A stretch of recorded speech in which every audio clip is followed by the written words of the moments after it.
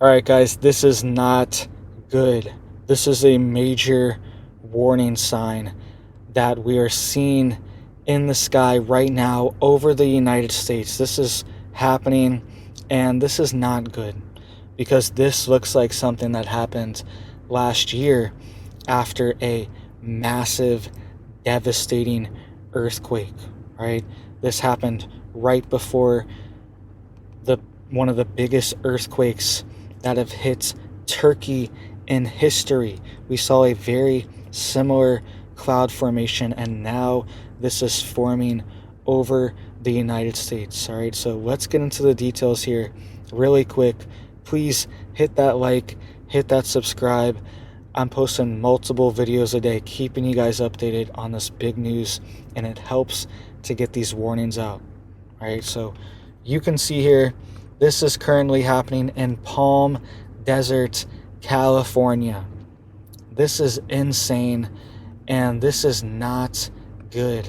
All right, you can see here, here's another view from Palm Desert, California, and these clouds are a very ominous warning sign.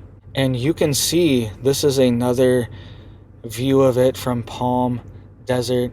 You can see though that this is also what happened in Turkey. Very similar cloud formation happened inside of Turkey, right before this massive earthquake. Okay, so this picture in Turkey was taken on January 21st. All right, that's the earliest I can find of this picture being documented. January 21st, 2023, last year, okay?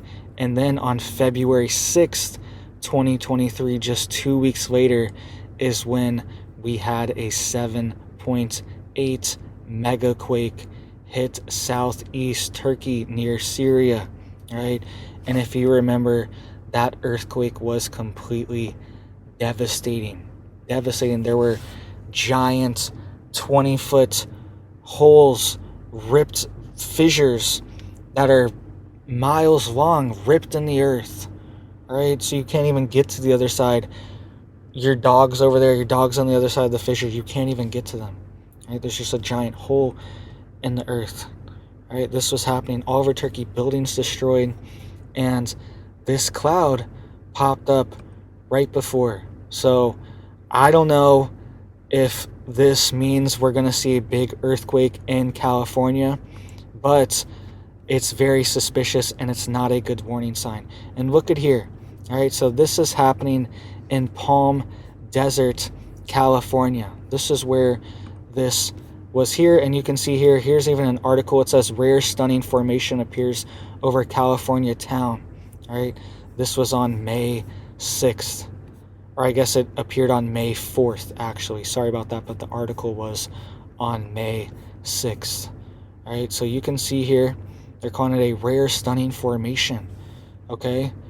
But you can see Palm Springs, or Palm Desert is right here near Palm Springs, California, okay? And that is actually right on the fault line. All right, so you can see here, Palm Springs, this is right on the San Andreas Fault line. It actually goes right around Palm Springs, and we had this cloud here in Palm Desert that is right next to Palm Springs. All right, so this is not good. This is a very bad sign, and we could potentially see something happen in California in the next few weeks. Not saying we're going to, but it's not a good sign. And check this out. This actually just happened in California as well, right? We just had a 4.1, or I guess this was in Mexico on the California border, not far from Palm Springs and Palm Desert, all right? Palm Desert's right there on the bend right above this lake, right? It's right there. And this earthquake, we just had a 4.1 right next to it yesterday, right? This happened late last night. We had a 4.1 there. All right, so I don't know if these things are related, but it's not a good sign. Not a good sign, because everyone was wondering what's up with this weird cloud in Turkey. I remember when it went viral, it was insane. We were like, what is this cloud? And then there were earthquakes days later, right? And potential theories of what is creating these cloud systems, right? Potentially some kind of directed energy weapon or frequency weapon. I'm not saying that what is causing it, but potentially it is causing it. And potentially we're seeing a vibratory pattern form in the clouds of some type of frequency weapon. Okay, this could be we could be seeing vibrations high in the atmosphere and the ionosphere, even potentially things like HARP being activated. All right, not saying it is, but potentially. And then we could see these reverberations and vibrations moving down through the clouds and creating these weird formations, okay? Because it's kind of what they look like. Some type of weird pattern, right? They don't look normal, and this is a very ominous sign, right? There also could be potentially sound weapons that can potentially trigger earthquakes as well, right? There could be some type of low frequency sonic device that could be being used that we can't even hear, that could be creating these cloud formations. All right, there's also directed energy weapons as well. Check this out. All right, scientists fire lasers at the sky to control lightning. All right, and the reason why this is significant is because when there was this mega earthquake in Turkey, there was a ton of lightning, right? And sometimes when you have these mega quakes, especially recently, right, there has been a ton of lightning around during these mega quakes, and potentially there are some type of directed energy weapons being used. Not saying they are, but potentially being used, and a side effect of them being used is that they attract lightning and they energize the ionosphere and energize the plasma in the atmosphere and ionize particles from the energy, right, and create lots of lightning, right? So that's definitely a possibility. We know that they're doing all these weird weather experiments. Okay, we know these things are happening. There's all this stuff going on, right? There's cloud seeding. There is solar radiation management or stratospheric aerosol injection, where they spray sulfur dioxide things to block out the sun. There's marine cloud whitening, where they release nanoparticulate to whiten clouds near the ocean, all right? All these things. We know they're doing all these things. So, and also cloud seeding as well. They admittedly release silver iodide when they cloud seed, okay? And silver is actually the most electrically conductive element on Earth, even more than gold. It's the most electrically conductive, right? It has the highest rating, and it is being sprayed in the atmosphere constantly, so it could be potentially helping these energy weapons and these frequency weapons or frequency devices, helping them travel even further by carrying their signal with their electrically charged nanoparticulate that are being released into the sky all the time. All right, so just another theory. And even things like HARP creates artificial auroras and artificial plasmas. Okay, admittedly, it's called the High Altitude Auroral Research Program. The whole thing is about manipulating the ionosphere and creating artificial auroras, which is just plasma, right? They're just ionizing gas in the atmosphere and turn it into plasma. And what's plasma? It's lightning, right? And potentially they are using things like HARP to energize and inject electricity into the earth to excite fault lines, things like this, to potentially trigger a earthquake, right? That's potentially what we're seeing. And also, there are even things like, think of all the deep underground military bases in the United States. There are literally hundreds of them, hundreds of deep underground military bases. All right, this is right here on the fault line, on the San Andreas Fault line. Hundreds of them, all right? And these deep underground military bases, they have boring machines. They can drill so deep into the earth, we don't even know what they're doing. Right? We really don't know what they're doing, how deep they've gotten into the earth, and potentially even things, and this doesn't even have to be the US, this could even be foreign countries doing this. They could potentially have boring devices. They could be out in the ocean doing this, drilling a hole underneath the earth, all right, and hitting these plates and having even potentially explosions, nuclear detonations, bombs being released on these fault lines, all right, just by drilling from deep underground military bases or deep underground tunnels, anything, all right. We don't know exactly what they're doing as well, and there are hundreds of them in the U.S., deep underground military bases. They're all over, right? They're all over the world.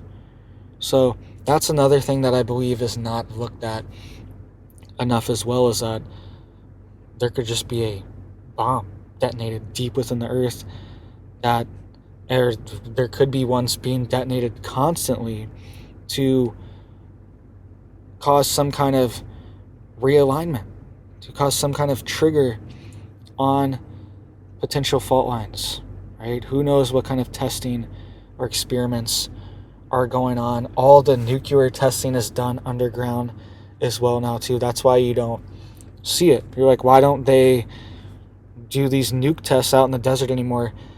They do them all underground now. It's all secretive.